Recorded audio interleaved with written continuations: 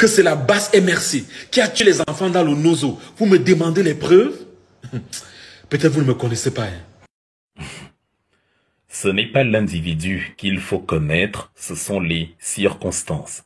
Et les circonstances nous enseignent que le point de départ de la crise anglophone, c'est l'incapacité par Paul Biya d'écouter de simples revendications pacifiques de corporations d'avocats et d'enseignants à partir de novembre 2016, auxquels se sont ajoutés des étudiants dès le mois de décembre, et la réponse militaire répressive et barbare par les services de Paul Biya, ce qui a conduit à la radicalisation de certains acteurs présents dans ces zones et qui a marqué donc le casus belli de la crise que nous avons actuellement. Ce n'est ni une justification, ni une approbation, c'est un simple récit chronologique des faits. En français facile, ça s'appelle de l'analyse politique. D'avoir envoyé les enfants à la mort dans le Nozo. Oui, je l'ai fait. Mais ce sont les gens de la basse MRC qui ont tué ces enfants. Je ne crois pas, non. Il y a moins de vouloir se faire établir volontairement une ordonnance d'internement dans un hôpital psychiatrique. Il est impossible d'affirmer même en plaisantant que le MRC est responsable d'une seule vie perdue par un Camerounais depuis son avènement. Je ne crois pas que le commandant Nyongonoze Charles Eric, qui conduisait le 52e bataillon d'infanterie motorisée, qui justement a mené l'expédition punitive du 13 au 14 février 2020 en Garbo, ait été membre du MRC. Je ne crois pas. Je ne pense pas que ses accompagnateurs, le sergent Babangida, les accompagnateurs Aranga Gilbert et autres, je ne pense pas qu'ils aient possédé une carte du mouvement pour la renaissance du Cameroun. Dans le même ordre d'idées, je ne pense pas également que les soldats qui ont tiré sur des femmes sur le dos de leur mère et qui ont exécuté leur mère dans la foulée, prétextant évidemment combattre Boko Haram, je ne pense pas que ce soit des membres du MRC, je ne le pense pas. Et je ne pense évidemment pas que ceux qui ont logé 5 balles dans la nuque de Martha, une petite fillette de 4 mois à Mouyouka, je ne pense pas que c'était des membres de la Renaissance qui l'aient fait. Il est important, j'en sais quelque chose, de choisir des lunettes qui améliorent notre vue, pas qui nous aveuglent davantage. Face à cette guerre qui a privé des milliers d'enfants d'éducation dans les régions du nord-ouest et du sud-ouest, j'ai pris le risque d'aller là-bas œuvrer pour que ces enfants retournent à l'école. Là, nous sommes en botte et malgré la pluie, vous voyez que les enfants sont engagés. L'école va recommencer. Voilà. L'école va recommencer. Donc, voilà. Mon caméraman est tombé. L'école va recommencer. L'école va recommencer. Un proverbe dit que la mort de l'antilope est dans son sabot et la mort de l'homme est dans sa bouche. Quand nous disions que Paul Biya n'a pas été capable de doter le Cameroun d'une infrastructure viable, ceux qui ne nous aiment pas nous ont accusés d'être des antipatriotes qui parlent mal de leur pays. Je suis heureux de constater dans cet exemple que il n'y a pas de toit sur, justement au-dessus des tables bancs où les élèves sont censés recevoir leurs cours.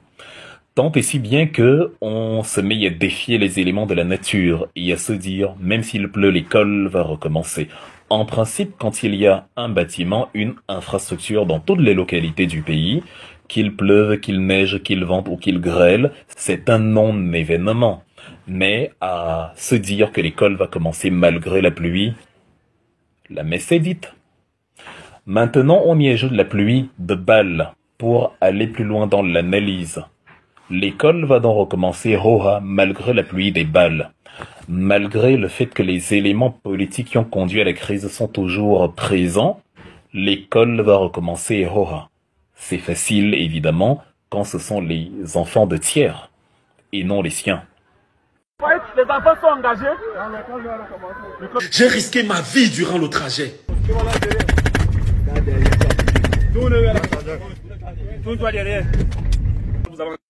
Ce qui signifie que le trajet est dangereux. Ce qui signifie que la zone est dangereuse. Ce qui signifie que la reprise des cours à cet endroit est dangereuse. À quel moment se dit-on donc que les petits écoliers peuvent reprendre les cours dans de pareilles circonstances? À quel moment envoie-t-on donc ceux qui ne bénéficient pas de la même protection policière à reprendre les classes dans un environnement comme celui-là? Ça s'appelle de la dissonance cognitive. Voilà donc le femme-là, le vrai. Dans le village qu'on appelle Ma, pas loin d'un Koum, et voilà. Il y a eu quelques impacts de balles sur le camion, mais vraiment nous tous nous allons bien. On s'est arrêté là, dans la ville de Nkoum pour voir le maire. Lui c'est le maire de Nkoum. Apparemment c'est comme ça ici tous les jours. C'est ça mon frère. Oui. On souffre, ma population souffre. Oui. J'ai supplié les belligérants d'épargner les enfants dans cette guerre. Quand on a un peu de culture politique, on sait qu'il n'y a pas de guerre propre. Ce n'est pas la supplication aux belligérants qui met fin à une guerre. La preuve, les éléments de l'armée camerounaise cités tout à l'heure n'ont pas eux-mêmes obéi à la supplication et ont continué à commettre des massacres. À plus forte raison, les assaillants séparatistes. Donc, ce n'est pas comme ça qu'il fallait procéder. Pour mettre fin à une guerre, ce ne sont pas des mesures cosmétiques. Pour mettre fin à une guerre, on se pose deux questions. Qu'est-ce qui a conduit à la guerre? C'est le principe de la genèse du conflit. Et la deuxième question qu'on se pose, c'est à partir des éléments qui ont conduit à la genèse du conflit, quels sont les trous qu'on peut boucher, quelles sont les brèches qu'on peut colmater. Mais avant, il y a des brèches à colmater et elles se trouvent là-haut. Ils ne sont pas là à l'école, ce qui fait que cette année, ils se retrouvent dans la même classe avec les jeunes. Vraiment, faisons tout malgré tout, vraiment. Quels que soient les différents qu'on a, réfléchissons pour ces enfants-ci là, pour qu'ils aillent à l'école. Bien, c'est précisément là où je voulais y en venir. Car c'est une chose de dire qu'il faut réfléchir, c'est une autre chose d'être capable de réfléchir. Quand on évalue dans les deux questions phares de la crise, qu'est-ce que ça donne?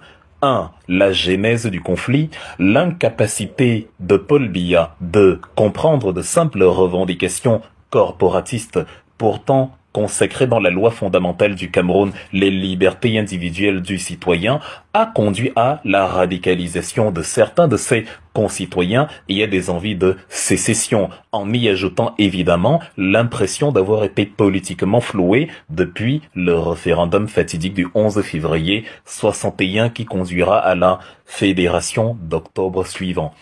Comment résoudre dans le conflit une fois l'élément 1 résolu sur la genèse, remettre sur la table la question de la forme de l'État et y inviter les revendicateurs les plus radicaux? Tout bêtement.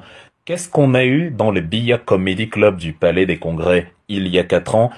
1. Paul Biya n'était pas présent dans un dialogue qu'il a lui-même initié. 2. Les principaux belligérants les plus radicaux n'étaient pas invités. 3. La question sur la forme de l'État n'a pas été posée. À partir de là, à quel moment vous vous êtes dit que le comedy show que vous avez offert aux Camerounais pouvait y aboutir à un semblant de solution? Une autre forme de haute sorcellerie.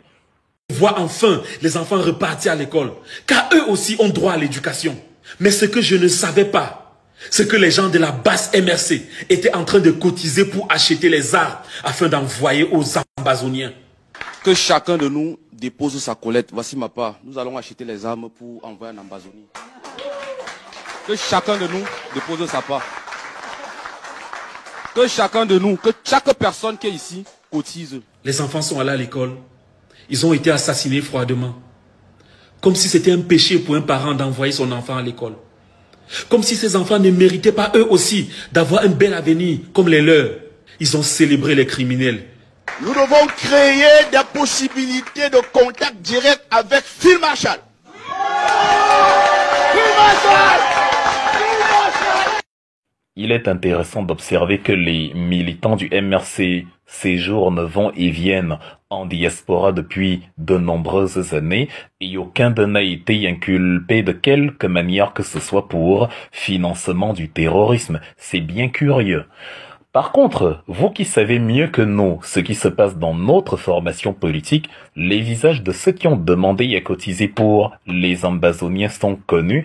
Établissez donc de manière claire et incontestable les circuits financiers depuis le point de départ jusqu'au point final vers les acteurs de l'Ambazonie établissez le lien direct du financement de cette guerre par le MRC et saisissez les juridictions internationales compétentes. Le siège de la police internationale Interpol, c'est à Lyon, en France. Le plus grand contingent du MRC en diaspora, comme par hasard, c'est en France. Donc, la voie vous est ouverte, faites-le, et c'est avec plaisir que je viendrai moi-même m'excuser à plat ventre et vous faire mon mea culpa de ce que le MRC finance la guerre au Cameroun. Mais si vous n'en êtes pas capable, ce qui est évidemment le cas, cessez de l'ouvrir pour ne rien dire. À quoi sert l'argent et le téléphone dans les mains d'un insensé? À partir de l'instant où vous désignez un agent politique X, coupable de ce que des gens qui le soutiennent font, je demande également aussi à Paul Biya immédiatement de cesser son homosexualité, car oui, Paul Biya est un homosexuel. Pourquoi? Parce que son fils Brenda Anastasie, qui le soutient, est homosexuel. C'est ce qu'on appelle le parallélisme des formes, à moins qu'il ne se désolidarise de la fameuse homosexualité. Que Steve Fa est l'architecte de ce crime crapuleux. Oui, effectivement, de la même manière que Judas l'Iscario fut l'architecte de l'exécution du Christ, son maître, en échange de son âme et de 30 pièces d'argent. Oui, évidemment. Raison qu'ils disent m'avoir agressé à mort en Belgique.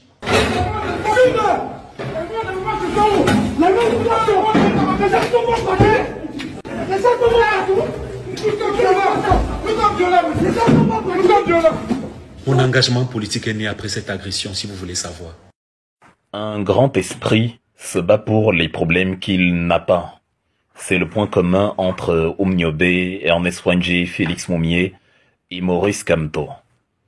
Un petit esprit se bat à partir du moment où lui, il a personnellement un problème. Tu ne prends pas conscience, toi, concitoyen ou concitoyenne, quand la population manque d'eau, d'électricité, de structures sanitaires et de droits humains. Tu prends conscience quand le manque d'eau, l'électricité manquante et le mépris des droits humains te touchent personnellement. C'est cela, être un petit esprit.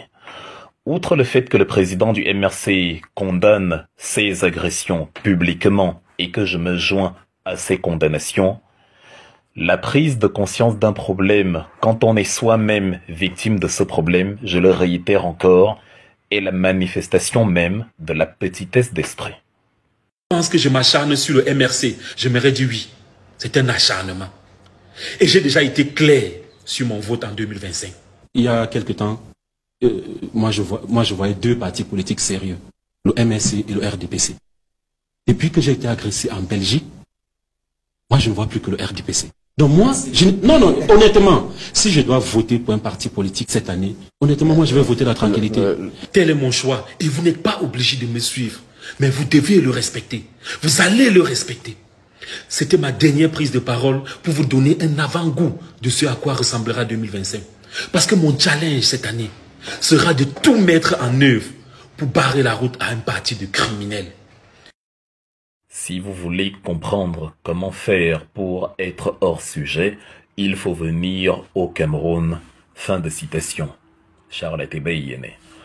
Le challenge pour 2025 chez un jeune disposant de tous ses neurones en parfait état de fonctionnement, c'est de débarrasser le Cameroun du seul vrai criminel, Paul Biya, qui est incapable de respecter les textes et conventions qu'il a lui-même signés, notamment la convention du 10 décembre 84 contre la torture et les traitements inhumains et dégradants. Paul Biya, dont les services sur le terrain exécutent des journalistes à l'instar de Martinez Zogo, charcutent les artistes à l'instar de Longuet Longuet, dont on a vu les chevilles lacérées par justement ceux qui sont censés le protéger. Le challenge pour 2025, c'est d'aider les Camerounais à se débarrasser de l'individu qui est incapable de se soumettre lui-même à l'article 277-3 contre les maltraitances envers les concitoyens sur le code pénal camerounais. Le challenge pour 2025 chez un jeune dont le cerveau ne souffre d'aucune anomalie, c'est de pousser Paul Biya A. Respecter la convention numéro 80 du Code électoral sur la publication de la liste définitive. Le challenge pour 2025, c'est de se débarrasser des scélérats qui ne respectent pas les lois, notamment l'article 347 sur l'homosexualité et dont le fils Brenda Anastasie, précisément, est ouvertement homosexuel. Voilà entre autres les challenges fondamentaux chez un jeune en bonne santé cognitive en 2025. Sauf si on est soi-même. Point de suspension. 14 février, et j'ai tenu à faire cette vidéo pour vous dire que vous ne serez jamais l'amour de ma vie. À bientôt. Évidemment, vu que c'est de l'abondance du cœur que la bouche parle. An empty heart cannot produce anything. Pour donner de l'amour, il faut en avoir. On ne peut donner quelque chose que si l'on est soi-même pourvu de cette chose. C'est la condition sine qua non. On dit que la plus belle femme au monde ne peut donner que ce qu'elle a, alors imaginons quand la femme en question n'est même pas belle. Il y a une raison pour laquelle les prostituées ne donnent pas des cours d'abstinence, c'est précisément parce qu'elles n'ont jamais pratiqué l'abstinence.